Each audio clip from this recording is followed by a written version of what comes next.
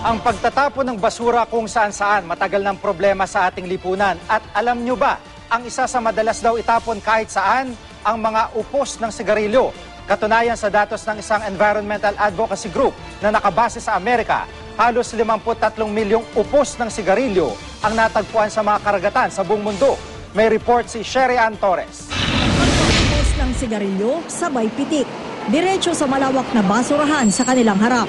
Ang patuloy na paninigarilyo at irresponsableng pagtatapon ng upos ng maraming Pilipino ang isa raw mabigat na dahilan kaya nalalaso ng ating karagatan, sabi ng Framework Convention on Tobacco Alliance Control Philippines o FCAP. Ayon sa grupo, ito raw ang dahilan ng pagkalaso ng mga isda at yamang dagat natin. Kaya panawagan ng FCAP sa gobyerno, higpitan naman ang batas para mapangalagaan ang kalikasan. Taasan ang tax ng sigarilyo, and secondly, kailangan i-implement natin at i-enforce yung control and regulation of the use of tobacco. I-implement din yung anti-littering. Matindi rin daw ang pinsalang dala ng mga itinatapong upos sa dagat, sabi ni Limpin. Sa datos ng environment group na Ocean Conservancy noong 2011, halos 1/3 ng basurang nakukuha nila sa kanilang annual coastal cleanup sa buong mundo ay mga upos ng sigarilyo.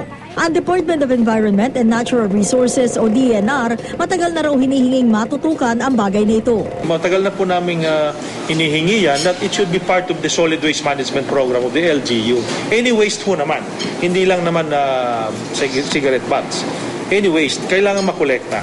Sabi ni Dr. Eric Tayag ng Department of Health, dumami ang nagtatapon ng sigarilyo kung saan-saan simula na ipagbawal ang paglalagay ng smoking zone sa mga tanggapan. May plastic content daw ang cigarette butts at filter, kaya 10 taon daw ang kailangan para matunaw ito. Nakakain din daw ito ng mga isda. At paalala ng DOH, sa dagat man o kalsada itinatapon ng upos, may epekto pa rin daw ito sa tao. Yung mga kumapit, katulad nun, kumapit, yung naamoy mo sa sasakyan, yun ang third hand. May epekto lahat yun.